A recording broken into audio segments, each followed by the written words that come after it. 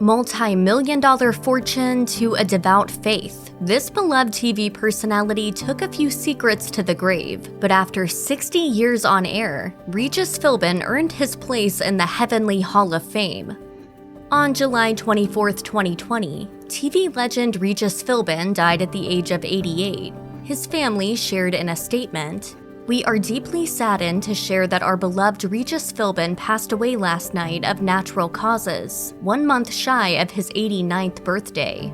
A week later, a medical examiner revealed that Philbin's death was caused by a heart attack due to a series of cardiac-related ailments in the years prior. In 2018, Philbin revealed to AM New York that he was taking medication to prevent heart disease, working out regularly, and eating in moderation. I still have dreams about this burger.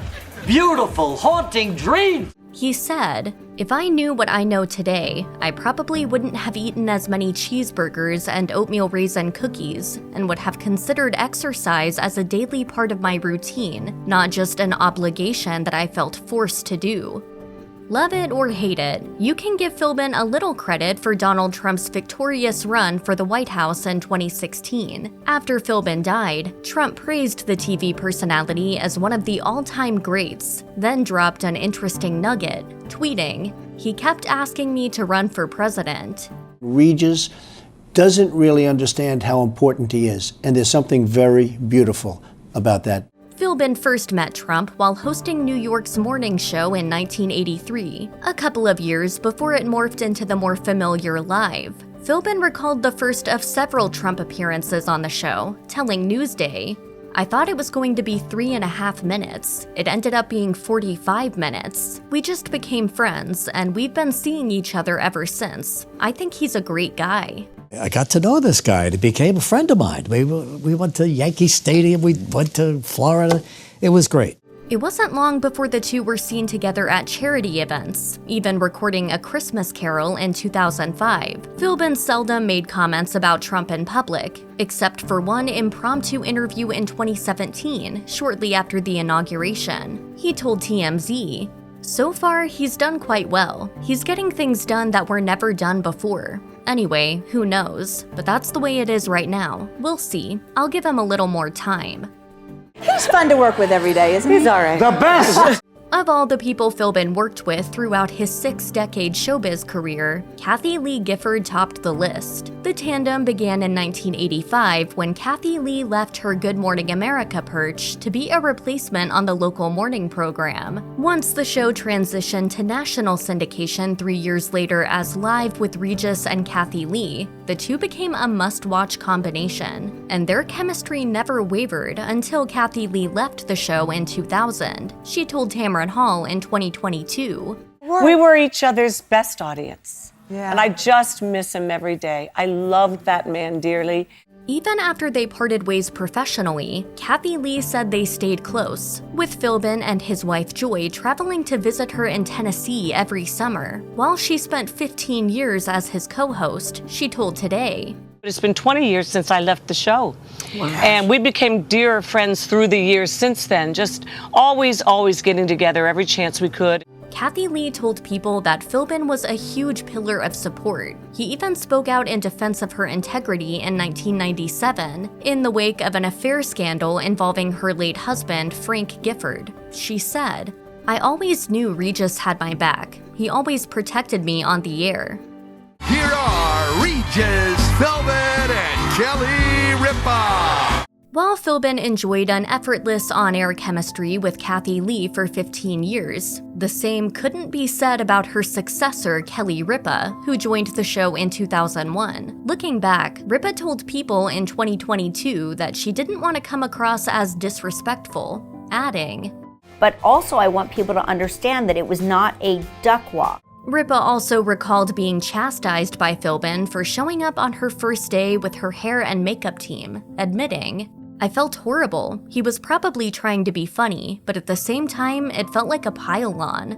In her book Livewire, Long-Winded Short Stories, Ripa said her experience with Philbin was the toughest part to write. She frequently felt miserable during her 10 years on Live with Regis and Kelly. While Ripa claims she had a professional and polite relationship with Philbin, There was reportedly a boys' club happening behind the scenes. She said, "I want people to understand that joining live, from my perspective, was a terrifying venture. It was entering into a work environment that I did not understand. I think had I gone in there now, I would have been fully equipped to handle it, but back then, I was not equipped in any sense of the word." It's the closest experience you will ever have to being in heaven. Philbin was buried at Cedar Grove Cemetery, right by his beloved Notre Dame University. The 1953 sociology grad was so taken by his alma mater that he regularly donated to the university, including $2.5 million to a performing arts theater that now bears his name, he said at a university event. Every chance I got, I used to tell people about Notre Dame, how special it was, how different it was, how great it was.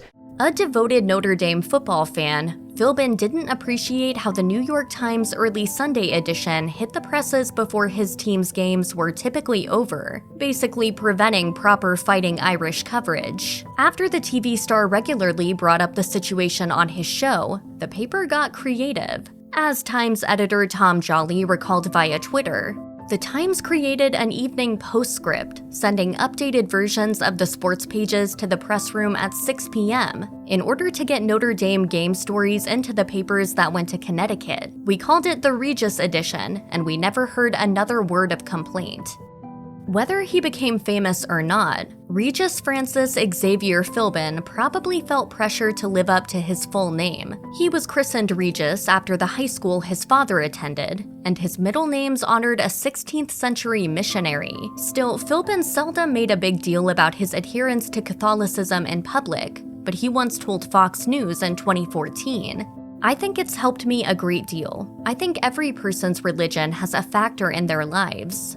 After he died in 2020, a number of faith-based news outlets highlighted just how much he gave to Catholic organizations. Besides a lucrative donation to Notre Dame for a theater venue, Philbin also helped a Kentucky parish pay off its debt. He also regularly contributed funds to his old Cardinal Hayes High School in the Bronx, including $500,000 to renovate its auditorium. He was involved in fundraisers and even gave his high school the money he won from various TV game shows. Helping others to provide spiritual guidance may have been his way to honor how he overcame his own past hardships. As he told the St. Anthony Messenger, "You've just got to do a little prayer and hope for the best. I think your religion strengthens you in that regard."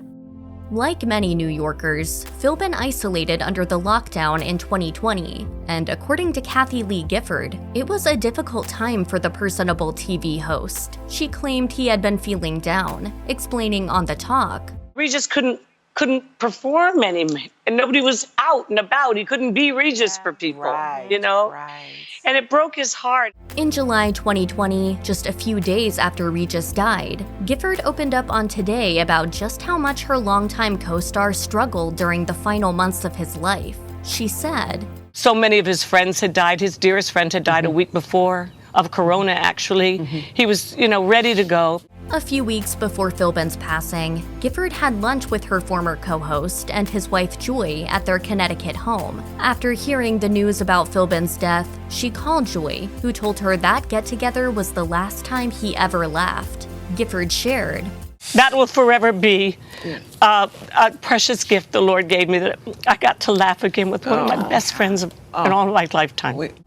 After Philbin retired, he appeared on CNBC's Fast Money, apparently seeking some investment advice. As he explained to Greenlight Capital president David Einhorn at the time, "I'm not working these days. What do you got for me?" But Philbin surely didn't need to be concerned about his finances. When he died, he left behind an estate worth $150 million, much of it including stocks and bonds, according to Radar. And per his last will and testament that he signed in 2015, Regis owned roughly $16.5 million in property, including their $2.5 million Beverly Hills condo, with lots more in cash. Much of that revenue came from his extensive showbiz career career that spanned more than 60 years. Other sources included cash from sales of their approximately $4.6 million Connecticut mansion and another abode that went for a cool $3 million in 2012. As far as who would be entitled to Regis's fortune, the TV legend was pretty clear that his wife Joy and their two daughters Joanne and Jennifer would get the lion's share. The 17-page document also included Regis's daughter Amy from his first marriage as a beneficiary of a revocable trust, while mentioning it had no issue with Amy's late brother Daniel applying for some of the estate.